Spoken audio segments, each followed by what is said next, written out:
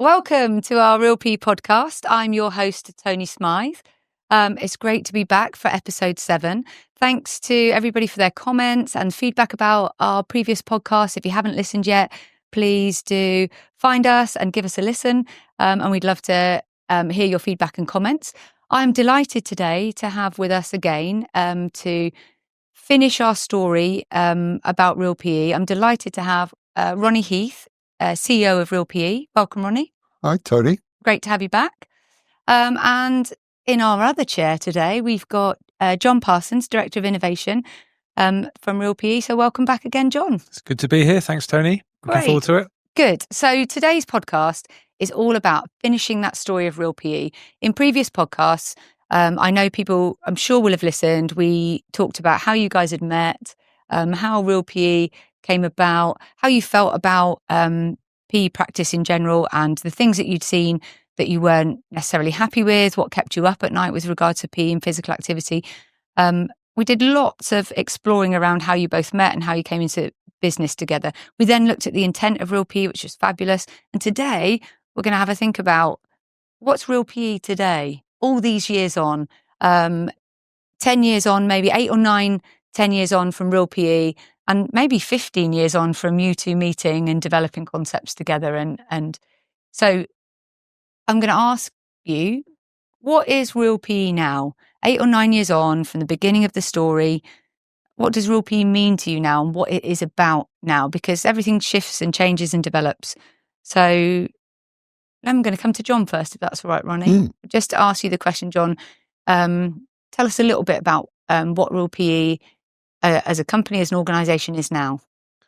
I think we can talk a little bit about how we present ourselves, and we'll talk about technology and ed tech and all those types of things. But I don't know what you think, Ronnie, but I actually think that the philosophy, the approach, the underpinning principles, I don't think have really changed much, because I think the problems and issues that we're trying to challenge and address still exist. And particularly post-pandemic, I think are, in a lot of cases, have potentially even have deteriorated. So I think the first thing to say is that philosophy and approach, from a personal perspective, I don't think there has been a significant shift. Obviously, we're talking a bit about some changes to how we present it and some other bits and pieces around professional learning. But I don't know what you think, Ronnie. No, I agree, actually. I think we're still driven by the same outcomes. And so the questions we ask ourselves every day are, how can we best deliver on those outcomes? And they are pretty simple, aren't they? They are having more confident teachers, supported by, where possible, really sort of ambitious leaders. And then those teachers in turn then providing an environment where we have more engaged pupils of all ages and stages included, and they're making more progress. And so we haven't stopped, have we, thinking about what's the best way of supporting schools to achieve that. And there's stuff to do the hero work, but we're trying to support that, right? Great, Ronnie. We've talked about that approach, John, and that kind of philosophy and approach. And you often talk about anchor points, and you believe that those kind of anchor points for Real PE have not changed much over those 8 or 9 years, that the things that brought you to this in the first place. So just tell us a little bit more about the approach of Real PE. So Ronnie's just done a beautiful synopsis about kind of those outcomes are still the same that we're looking for and how we're supporting. So what are some of those anchor points? What does the Real PE approach help us to achieve?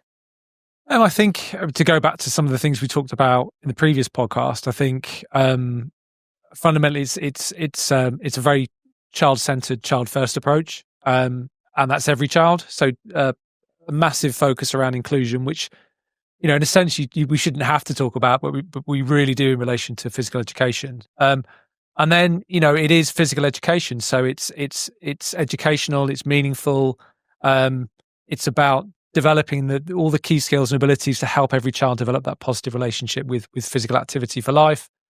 And we believe that some of the best people to do that are those teachers that are working on a day-to-day basis. And it's really, as Ronnie said, it's about supporting those teachers to develop the confidence and expertise to do what really they often do best in other areas of the curriculum. I would agree with that. The old special sources remain the same, isn't it? Yeah. In the sense that, I guess we would probably call it learning nutrition, but we're basically saying, let's have a a child-centered, child-focused approach, and what is it that we can do as teachers, or where we support teachers in an approach to ensure that children receive what they need. And I think too often, I think in the past, we've not been great at really, when John, you mentioned inclusion in particular, not been great at really making sure that every child receives that learning nutrition to thrive, strive to really feel successful in PE. Learning nutrition, Ronnie, for those of you, our listeners that don't know that phrase, is our teaching and learning, or learning and teaching kind of approach, isn't it? The framework for how we're going to allow the best learning to happen and the best teaching to happen. Yeah, I'm glad you say learning first as well, Toni, because I think learning nutrition is written for the children. It's not a tick list for what teachers should do to be good teachers.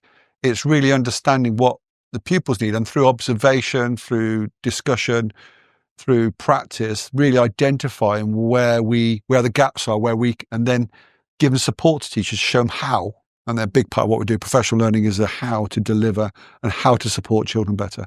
And that's brilliant, because I think in previous podcasts, we looked at the why, and one of the things I can hear from both of you this morning is that the why still matters. Why you came together, why you wanted to design and co-write Real PE, the why that needs to happen is still an anchor point for you and is still important. And actually, having been in a room this week with a group of partners, really valued partners to us, who we work with on a daily and weekly basis, we were discussing the fact that the approach of Real PE still matters to us. It still changed our delivery. We still said, why is Real PE still important to all of the partners in the room? And it was because it changed our practice. It challenged our practice at the time. Perfect. And it changed our practice. So the why we came together to make that change, that transformational change, and who it's about is still an anchor point. And the kind of the approach and the how Real PE is delivered is also still an anchor point. Those two things I think align. Yeah, I think what we do most of the time is support people how to do it better, don't we? And that's the biggest feedback we get, people feeling more confident and able and those things. But if you forget about the why, you've lost the core purpose, the reason why we're doing it. And I think, look, I'm as vulnerable as anybody, because we're such anoraks, so getting in a room and in an echo chamber and talking in sort of very broad academic terms about why this sort of stuff works and what we need to do. Whereas actually, when push comes to shove, all of us should be able to stand up and be measured whether actually makes a difference for teachers. Are we doing stuff that really makes a difference for teachers? And I think, be interested what John feels about the shift over time, because that may have been done through a lot of hard copy resources. It would have been through everything would have been in person. We still do quite a bit of in person, but I feel as if, I don't know if you agree, John, that the digi stuff really is much more personalised in the sense that a teacher can get the support they specifically need for the age, stage, challenges that they're facing right now with their children, and that tech is almost supporting us in personalising that. I don't know what your thinking is. Yeah, I think anyone that started early on in the journey with us would have seen lots of physical resources, and we were very proud of those things at the time. It was our way of trying to, I suppose, leave teachers with examples and tools to go and apply these principles and practice when they left us. And that's always the challenge, isn't it? You have that inspirational period. We've all been there when you're with somebody that's providing some great professional learning. It's then applying that learning into your own practice, and then having those things to revisit to provide that scaffolding for you. And I think the big change, and I don't think we're through that change, but particularly we'd actually started before COVID, but obviously COVID caused a lot of changes around how people wanted to receive professional learning, this idea of a far more blended approach. And I think, if I'm honest, for a little bit, it was almost like, well, we have to go down this route because this is kind of direction of travel. And it took a while to really understand the huge benefits of technology. And we're trying to move now towards more of an ed tech company and really understanding what that means. And it's far more than just digitizing your products. It's really the huge potential around personalizing the experience, around saving teachers time doing things that they potentially don't need to do, so they can really focus on the things that they do best, on the how, things they do best. Yeah. Potential to engage children and learners in different ways. The the potential to provide fantastic data and insights, to evidence impact, and to guide your planning and, see if things are working. So I think that's been a big challenge. That's the bit I think is really underestimated from the work that you and your team have done. I mean, we'll say my team, it's probably dozens of people over the years, isn't it, have contributed to that. But the thing that's underestimated is that actually the materials, the sort of the schemes, some lesson plan support, some structural support, some activity support, it's the way that they're shaped and presented in a consistent way. It's sort of bedding in good practice, isn't it? It's all well and good sort of hearing how I should be doing something, but actually seeing it, seeing the videos of it, being guided through it, being there with the teacher. And also what I love about the way you've organized the tech is there's layers. So it's almost like if I'm ready to ask the next question, or I want to adapt this because I feel right now there's a very specific focus I need for this particular group of children, I'm able to click on that or go and find that, or get the little bit of extra support I want in 15, 20 seconds right here, right now. And if I'm honest, that's the bit that I was always skeptical at the start. But the feedback from teachers is, of course, they need their support and guidance on a personalised level. But the fact that they can find it when they want it, when they need it, and on a personalised level, I think is pretty unique. So what I'm hearing from you both, a little bit about where Real PE is now, is that there's been this shift in focus. It was always written for generalist primary school teachers to scaffold and support them, whether it was hard copy resources. But even in this move to EdTech, we know that it's, what you're saying is it's still been written to put the child first in terms of their needs, stage and age appropriate, but written to support teachers to really get the best out of their delivery and help them with their house skills. But maybe Real PE now has shifted so we can do that better. We can do that with better professional learning and a greater focus on professional learning, and with the support of EdTech to help us make it easier, slicker, more personalised for our teachers. The focus itself hasn't really changed, is it? It's how can we better do it? I think, like, again, we've embraced AI and looked at ways in which we can support and guide through that. But when you're looking at AI, and we love it as a tool, don't we? Because it's embracing what's already happened, you can get hold of everywhere, right? But what we're trying to do is say, what are your challenges today? What are your changing challenges? How is the landscape changing in your school? Where are the priorities change? So we're actually consistently trying to look at the future rather than the past. We say how, what is needed today. And I think that whole idea of having a membership and having a group of people part of a movement, and effectively now our members broadly now guide all development. They tell us what they need, the changing, what they're struggling with. Yeah, the changing challenges. I mean, we love working with multi-academy trusts or local authorities or groups of schools, but even then, because we want to lie to a really good set of values and consistency.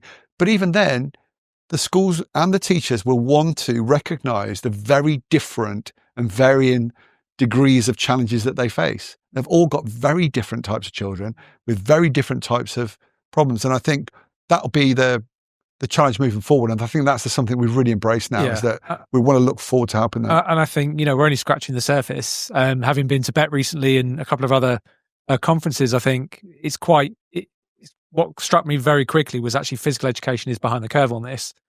When we look at other subjects. So I think we're only scratching the surface. But I think there's always going to be a place for in-person. There's something magic about getting in front of people. But you are presenting often the same thing to everybody, and that ability to personalize it, as Ronnie said. And even what we've tried to do with Burst, for example. So the idea that you can, previously you'd leave a resource and you're almost relying on that individual kind of anecdote and feedback when you meet people to get, is it working? Are the kids enjoying it? How are they progressing? With Burst, because that data is coming through in real time, we can see, I can go in tomorrow or today after this, and I can see how many minutes have the children done, what progress are they making. I can see which school's doing particularly well. What's girls' activity versus boys? How are pupil premium children engaging with it? Tech does have the potential to really elevate and do things that I'd never even dreamed of in the past. Okay, so I'm going to bring you back because we're maybe getting into our next podcast, which is going to look at the future, future for PE, future, adaptations, innovations, that kind of thing. So I'm going to just bring us back to the little bit about how Real PE's changed. It's always had a focus on helping teachers with their house skills. So just tell me a little bit more about this focus on professional learning. because we know out there at the moment that there are lots and lots of companies and organisations offering PE resources, PE schemes of work, PE lesson plans. It's, there are a lot of people out there, and that change is coming as well, where some of that might be offered for free in future. So Real PE's got a uniqueness about it that I think differentiates it from that other group. And I'd really like to talk about that. And I think lots of that is around the support it gives the teachers and the professional learning, and how we link it to this approach that has changed all of our practice. So is there anything else you'd like to say on that focus on professional learning? Beyond the why, I think it pretty much everything we do is professional learning. It's all of the things. And that ranges from sort of top tips for overcoming challenges and problems and the sort of typical things we hear from our members, right the way into establishing sort of a really sustainable way, embedding in some high quality practice that becomes consistent and not a postcode sort of lottery, or even within a school, depending on the teacher. I think we can never shift away from the fact that the most important person influencing the learning will be the teacher and the support staff with them, with that group of children. So ultimately, there's nothing we can do that's going to make a bigger impact than if that teacher feels like an expert, and in many cases, as we've discussed before, they have all those skills and they have the knowledge of the children. So therefore, if we can support them and guide them as to how they can do that and apply those principles to really make an impact on every child in physical education, then I think that's what we're all about. Great. Yeah, I think the term professional learning is an interesting one, because I think if you went and asked a lot of people, their perception of professional learning would be, I attended a course, whether it's a webinar or an online course or a course, an in-person type course. And I think our perception of professional learning is much broader than that. So even the product and the way the product's been written, we see it as a professional learning tool. So Ronnie talked about those sort of layers. And it's about providing that scaffolding for teachers and that consistency of approach. And Ronnie talked about learning nutrition earlier, and the resources and scaffolding and tools to support the teacher to deliver in that way. So I think everything we do is underpinned by that kind of concept of professional learning. How are we going to really support the teachers at different levels? So the more confident they get, they'll probably go deeper into those layers. But it's always been developed with a sort of a professional learning concept in mind. It should be lost, John, should it? You're not going to say it, but you and your team won a National Pedagogy Award, and that was based on the actual platform and the support the platform gave in that lesson planning, in that structure, in that assessment, in that developing children's learning. It was that platform that got the pedagogy. And I think, yeah, you're probably right in the sense that out of all the questions I get, that would be the most misunderstood, particularly if you say CPD, which again, we should mention the fact that obviously we'd be recognised for that too. But people think, yeah, you go to a course, whereas actually we're looking at ongoing stuff. I'm guessing you're going to ask the question later, Tony, so I'm going to cut it short on this bit, but I'm hoping we'll get a chance to talk about who leads that professional learning and that ongoing support that happens. And we're starting to see now, aren't we, Tony, when we really can influence the leadership driving that change, that professional learning becomes a long-term strategic process. You've read my mind, because my next question was actually going to be around what benefit do you see, Ronnie? We talk about this often, but what benefit do you see, because I know you see the benefits of working with groups of schools. So let's think about our federated schools or our MAT schools. When we have a cohesive approach across a federation or across a group of schools or across a trust, what are the benefits? You talk to CEOs from trusts all the time. You talk to primary leads, both of you. What are the benefits now of work you see of working where a program or approach for PE works across a group of schools? Yeah, well, I mean... And who leads that learning? It's common knowledge. I live with a CEO. I think she prefers to be called my wife.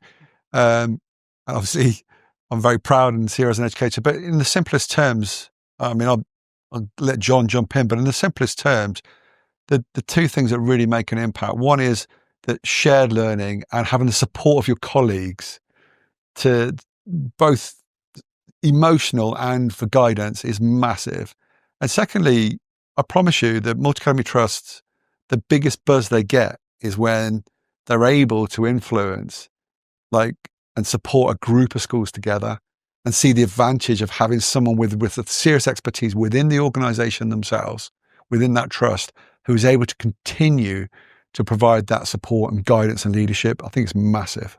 Yeah, and I think if we went back to the start of our journey, it looked different. So we would work with what were school sorts partnerships. And there was huge benefit, and that still happens. I think it's much more challenging now because of the landscape and people coming out. So MATs have a huge role to play in that. But the benefits you would get from that idea of a community of learning on lots of levels, really. You know, as a subject leader, it could probably feel quite lonely sometimes. Absolutely. So having the opportunity to not just get professional learning, but to kind of be reassured that there's other people in the room that are sharing some of the challenges and frustrations and difficult decisions that you've got, and actually hear how they're overcoming it, and then getting guidance from experts is obviously part of that. So I think it's huge, and I do worry that, you know, where PE's had a lot of investment, I do worry that for those subject leaders that are not being given the opportunity to get into those communities of learning. And I think what's happening then is that people are then trying to look through things like social media groups and to try and get that. It's you know, we were talking a little bit off air, weren't we, about a wave of new and young subject leads coming into schools at the moment who might not be as best supported as they need to be, how we can support them, what we can provide, how we can get our support out there for them. But actually how those communities of learning, if you're a new subject lead in a MAT that has a comprehensive approach, like Real PE across the schools, how they can then be supported by us as an organisation, but also by the other subject leads in their school, or a primary education curriculum lead, as in that provides additional support. But we also know from our schools, so you're right, that there are subject leaders out there who've been given PE with little or no experience, struggling on their own to make the right decisions, not just on how they spend their money, but what their curriculum looks like, what the focus of that curriculum should be. That's a tough place to be for them. Oh, emotionally, well, I agree. And emotionally, it's really tough. I was only looking at today, actually, because we've used the framework previously for other roles and responsibilities we have, but the Education and Endowment Foundation, they have a structure that DfE often use for evaluation around what is high quality professional development, professional learning. And a key one is actually just celebrating progress that subject leaders are making or teachers are making. Without that, you can just be left thinking, I'm an imposter, or I'm floundering, or I'm nowhere near where I want to achieve. Because as teachers, you know, we've all been teachers, you know, we're very quick to recognize the things we're struggling with. And I think it's important that you can ask for that help.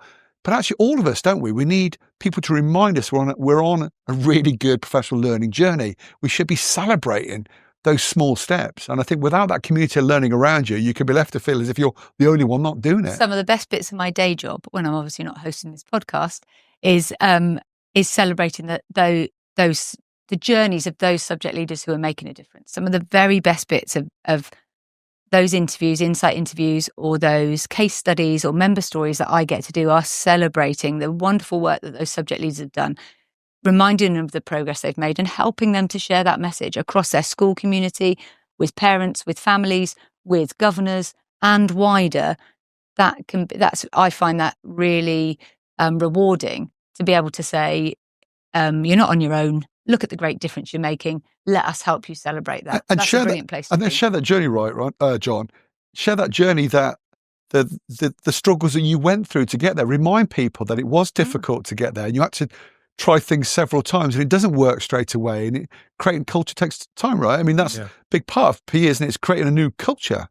Yeah, and it's that takes, as you said, that takes time, and it sometimes takes a critical friend or somebody to support you with that. You know, that can come through your senior leadership team, obviously, but having someone in a similar position. I mean, even from our perspective, you know, it is really tough, but we're trying to create a community of learning within schools that are real PE members, and I think it was you, Ronnie, earlier that said that, you know, we really want to hear from schools and schools to drive a lot of those changes. And actually, a lot of the things that we've done have not come from our mind, but actually they've come from schools doing something really innovative and unique, Absolutely. sharing that with us, so we can go, wow, we hadn't even considered that. We didn't think that was possible. can we share that with the rest of the world? And I know that's something that you're doing more of, Tony, in terms of your work. So I found that stuff very disappointing, John. I always wanted to feel as if I knew better. Always wanted to. I think for a little while I got quite a bit of success from showing people what I was doing. But I suppose, John, if you've got several thousand members, it is just possible that people do it better than us. Might be doing something better than you. Particularly as they're practicing every day and they're in front of those children every day, and it's very real in terms of their children and everything else. But don't you find that sometimes, and Tony, you'll have a comment on this, they sometimes almost need that reassurance that they're allowed to go and be flexible and creative with it? This isn't a rigid thing you have to follow. It's rote. It's there as a framework. The celebration when they come back and say, "Oh, we've used your program like this," or "We've decided that, well, I got really confident with it and I got happy with it, so I started to build this bit in, or I used this bit more." But we always say there's a phrase: "There's no real police." You have talked in this podcast about depth and rich layering and scaffolding for when teachers are ready. There is no greater story than when a member of staff comes and says, "I feel so good about delivering this now that I've started to put this in and this in," and we need to celebrate that, because that shows a journey of development for them. I remember a teacher in Southampton many years ago coming to speak to me. At the start, I was doing 3 days of training. I can't remember the second day and I think she was a foundation stage teacher, so they don't technically have physical education as a subject.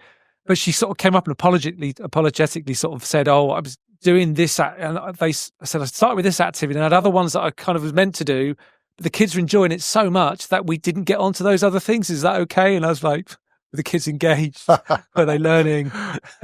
So she went, yes. Well, don't it's not there as a it's there as a servant. You not always a master. say, John, the everything that's been written and you've talked about this today. Everything has been written with teaching and learning at the heart of it, that has been scaffolded and supported, ready for teachers, but that we are led by the children. It's child first, and that when we're ready, we can be flexible with it. But that actually that's what we want to hear, isn't it? I had a call from a curriculum lead. I really agree with that. I had a call from a curriculum lead of a trust who asked if it was okay if they could put some additional small steps in place. So I didn't know what she meant to start with. She is very good. So obviously it's I know who you're talking about. Okay, well it's an easy conversation. She's very motivated. She's very good. But what she'd done, particularly for some of the nurture groups, is to say, instead of seeing all the fun little steps that can take quite a bit of practice, a couple of weeks to really move on, she'd work with the children for them to break them down to little steps. And she actually asked if it was okay if she could do that, and if it was okay for her to actually publish that she was doing that. And we were like, of course, as is always, and John's touched on this already, it is those curriculum leads, it is the subject leaders that tend to be driving change and best practice all the time. So most of the stuff you'll see now when the adjustments from the platform, from the design team, will be from things that people have shown us that they're already doing in the field. We love to hear the feedback that when schools use the Real PE programs as the servant, not the master. Oh yeah. We love to hear that, because that shows that our professional learning approach is working in terms of them owning their teaching and learning and using the programs that we have provided to do what's best for the children. But it's okay, yeah. I absolutely know that's true. But it's okay, isn't it, to start out with some scaffolding? Yeah. It's okay to start off with some fairly prescribed structure. I'd like to think I can play the guitar, but if I had to do a music lesson tomorrow in primary school, I'd love someone to just give me some really core structure to follow. And then, of course, I should get that confidence. And I think that's one of the beauties of the product. I'm just going to wrap us up a little bit, because I love that our conversation has gone into really, really into what Real PE is now, and we've really focused on on that professional learning. So, as a wrap up and as a summary, it's been lovely to hear your story. It's been lovely to hear your journey. It's been great to hear about the intent of Real PE over a number of podcasts, and it's been really great today to hear about what Real PE means now and what I've heard from you. I think, and I'm going to give you some thinking. So I'm going to ask you both to maybe summarise about what Real PE is now and what the key anchor points are. But what I've heard from you is that the approach, the philosophy and approach hasn't changed over the 8 or 9 years since you developed Real PE. The focus on the how we deliver, the focus on quality teaching and learning and pedagogy, the focus on the why, those anchor points have stayed the same. But actually how Real PE might have shifted a little bit over those years is how we now present that to staff, how we now present that for children, is that we're getting better and better. You are getting better and better. You and your team, particularly John, are getting better and better at listening to customers and finding the best ways to support them in their professional learning to be the best deliverers that they can be. Is there anything that you would finally like to say about Real PE now? I love the map focus, by the way. I love the working with groups of schools, communities of learning. That links beautifully to that kind of focus on professional learning and supporting staff to feel confident and feel like experts. Is there anything you think we've missed from what Real PE is now in this podcast? If you're asking us to summarise, I would say that we're still guided by engaging more pupils better. Okay? The way that we're doing that is now much more personalised. The challenges that schools are facing are changing.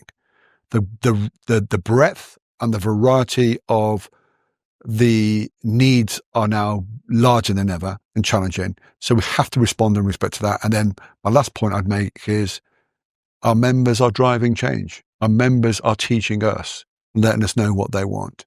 Well, I think you describe them as customers. I think they will feel that way. But we definitely see them as members, part of a community that are driving that change. Yeah, not a huge amount to add, really. I think, our starting point was a dissatisfaction with what we call outdated models. We're going to be doing a real nonsense podcast later. I think there's still challenges out there. I agree with Ronnie. I think that the challenges are bigger than ever, and I think children need it more than ever. They've always needed physical activity, but I think one of the areas I think is certainly in terms of me personally is that inclusion piece, because I think there is a growing gap, and there are a huge number of children that are almost being written off potentially, or not developing the foundations they need early enough to really give them the best springboard to go and create that positive relationship with activity. I think it's always been an issue, but I think it's a growing issue, and I think that's an area that I'm particularly passionate about, and I think Ronnie, you share that. So focused for Real PE on early intervention, every child getting the best start, yes, and an equal start. Inclusivity, as in no child being left behind. Yep. A focus and a real focus on supporting staff to ensure we make the best of those two areas. So and being able to personalise that support. Yeah.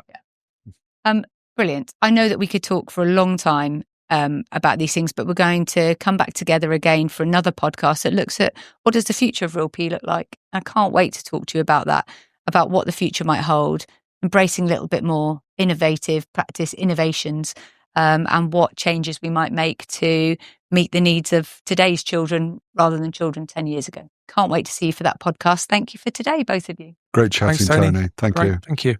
The way